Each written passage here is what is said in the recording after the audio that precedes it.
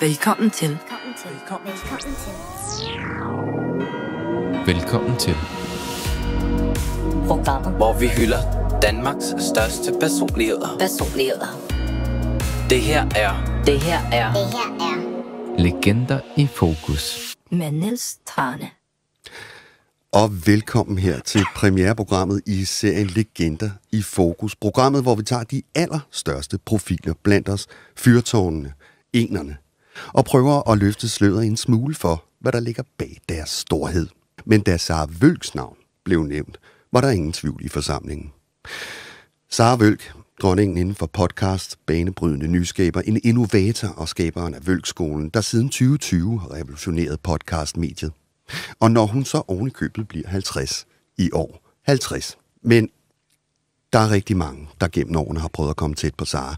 Både arbejdsmæssigt og venskabeligt. Noget, der er helt umuligt for de fleste. Derfor er det jo ret vildt at få lov til at stå her i dag med jer, kvinder, der har fået lov til at blive veninder med Sara. Oven i købet gennem næsten 40 år. Og puha, jeg bliver sådan helt svedt. Det er jo nærmest som at få en lille bid af Sara. Velkommen til jer alle sammen. Tak. Tusind tak for, at I vil komme. Vi skal hylde Sara. Vi skal blive klogere på Sara. Og jeg har en ordentlig bunke spørgsmål til jer. Så jeg tænker, at vi lige så godt kan komme i gang. Ja. Jo, kom med det. Anne-Marie, jeg kunne godt tænke mig at starte med dig.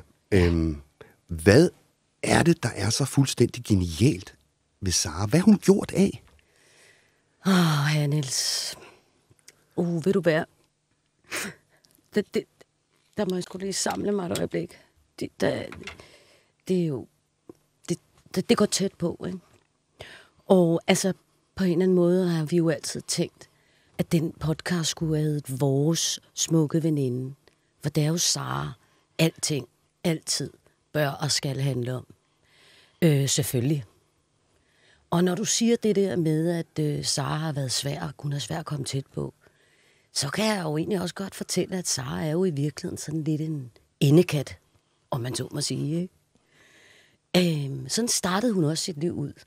Men altså, hun har jo en stærk kærlighed og passion for hendes arbejde og alle hendes danske fans. Og er man altså sådan som mig jo heldig og har været veninder med sådan en Sara-musi for livet, det er det bare. Det er for life. Altså, Sara, hun ser dig, hun ser os, og hun ser verden hele tiden. Og det er knivskarpt. Hver gang. Så det er stærke sager. Det er det, hun har gjort af. Det må man sige. Altså, det allerede her kan jeg jo føle, hvordan jeg gradvist kommer tættere og tættere på, hvem Sara i virkeligheden er. Ja. Jen, altså, der skal jo en særlig opvækst til, for at kunne skabe, kan man sige, et menneske som Sara, med hendes succes. Hvad skal der til? Hvad er det, der ligger i hendes bagage? Jamen, det er jo et rigtig interessant, men også stort spørgsmål, Niels. Sara er opvokset i et familiekollektiv med fokus på det forpligtende fællesskab. Med perlebyg, musik, rød front, campingture i det tidlige Østeuropa, fredslejr på Bornholm med finsk nøgenbane. Smukt. Ja. Hele familien har altid givet Sara fuld tillid, og det med rette. For eksempel, når Sara har passet Eva og Lærke, da de var små, så var det altid med Saras fulde opmærksomhed. De har givet Sara en stålstærk støtte i altid at sætte spørgsmålstegn ved autoriteter og udfordre de gængse normer. For eksempel har Maria altid, helt uden at kny et ord, hentet Sara direkte fra detentionen. Altid. Ja. Hver gang. Ja. Jamen, for at svare kort på dit spørgsmål, Niels, så for at blive som vores helt ærlige, en helt ægte Sara Miller mus, så skal man være opvokset i et kunstnerkollektiv med fokus på social lighed, retfærdighed, god smag. Ja, og så skal man jo heller ikke glemme Marco Polo-trøjerne, Sneaky Fox og især den blå eyeliner, som jo var Saras varemærke. Okay. Øna, nu har vi fået et blik tilbage til det, der skabte Sara, eller det, der var med til at skabe Sara. Du har jo altid været kendt som den, der har touch med fremtiden. Ja. Hvad bringer fremtiden for Sara? Jamen, det er sjovt, du siger det. Fordi jeg har faktisk lige været på sådan en guided trommerejse. Og der fik jeg altså ret tydelige billeder i forhold til, hvad der venter hende fremadrettet. Hun bliver kontaktet af en speciel familie. Hun bliver kontaktet af Princes familie. Nå. Ja. I forhold til, om hun ikke vil overtage Presley Park. Står der. Eller, det er sådan, som jeg ser det i hvert fald. Ikke? Og simpelthen flytte ind, og så omdanne det til hendes talkshow. Kulisse simpelthen. Det lyder jo plausibelt. Det er sådan, som jeg ser det i hvert fald. Ikke? Men der kommer meget mere. Jeg ser altså også, at der kommer noget med... Hun er jo meget velhavende nu, men hun får virkelig mange penge, og hun ender med at donere en del penge til folk, der er sådan lige økonomisk bekneb, lidt sårbare. Jeg ser det som en sådan social projekt, der sådan ligesom hedder... Wow. Alle har ret til et smukt hjem med runde vinduer og runde spejle. Alle har ret til smukke veninder. Ja. Og kendte venner. Altså, det kommer hun... Ja, flot. Det er i hvert fald det, der ligger i kortene til hende. Det ser jo svært lovende ud. Ja. Undskyld, det var ikke for afbrudt. Nej, men er der plads til en enkelt mere? For den er altså rimelig den overskygger nærmest næsten det hele. Fordi der bliver virkelig arbejdet nede i hendes rodchakra. Nej, så det betyder jo, at der kommer en del... sådan noget bolle noget, ikke? Til Sara fremadrettet. Det er sådan, som jeg ser det i hvert fald i kortene. Ja. Yes. Ønne, hvad ser du ellers i Saras fremtid? Ja. Det er meget sjovt, du skulle sige det, fordi der kommer altså også noget spirende musik igen, altså hos hende. Og det, som jeg ser det, så bliver det sådan noget Grannies of Heavy. Wow! Ja, What? Og det er altså... Det kommer simpelthen til at ske, sådan som jeg ser det i korten i hvert fald. Ja. Grannies of Heavy. Mm-hmm. Fantastisk. Ja. Fantastisk. Det lyder jo lovende. Det lyder virkelig lovende. Ja. Og der er et spørgsmål, der hele tiden har ligget hos mig, og været sådan... Men hvorfor er det, I tror, at det var jer, der blev Saras smukke veninder? Hvad? Det... Altså... Ej. What? Jamen, altså, skal jeg svare på det spørgsmål? Det er jo, hvis du gider. For det er jo fuldstændig Jeg er virkelig ked af det. Okay, Niels. Altså, skrid. Okay, undskyld. Ja. Altså, Niels, det er jo fuldstændig indlysende, hvorfor Sara har valgt os som hendes veninde. Okay. Altså, vi er jo, hvad skal man sige, glamour, der er følt. Altså, vi følger en eller anden glorie. Og vi er faktisk sådan, hvad skal man sige, det perfekte mix af hjerne og skønhed. Så det er faktisk lidt en indlysende, når man taler om historie, venskab, ikke? Eller venindeskab, som vi gør her. Hvem vil ikke vælge os? Eller? Ja, okay. Altså,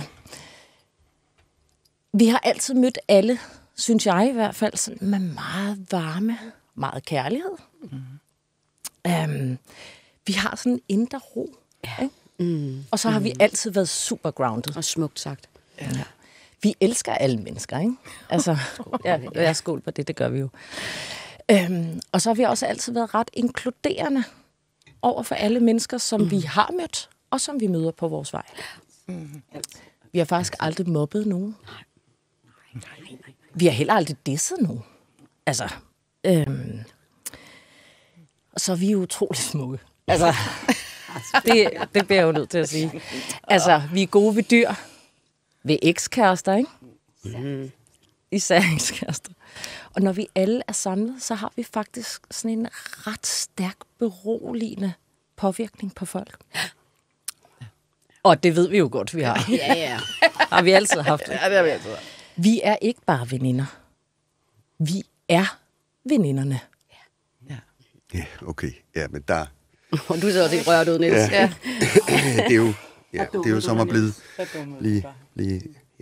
rettesat, men på en sød og ordentlig, og så alligevel sådan ja, måske ikke så inkluderende måde. Lidt dolkende måde, men det... Nu har jeg hørt jeres Saras podcast, som jo er vidt berømmet og oversat til 6.000 sprog. I podcasten har Sara sagt virkelig mange pæne, men måske også sådan tvivlsomme og sådan måske lidt sådan, man kan sige, grove, nederen ting omkring jer. Hvad gør I egentlig stadig, jer veninder? Jamen altså, som alle ved jo, så er jeg jo slået igennem internationalt. Altså, som influenceren alle kender. Og det har jo også gjort mig utrolig rig.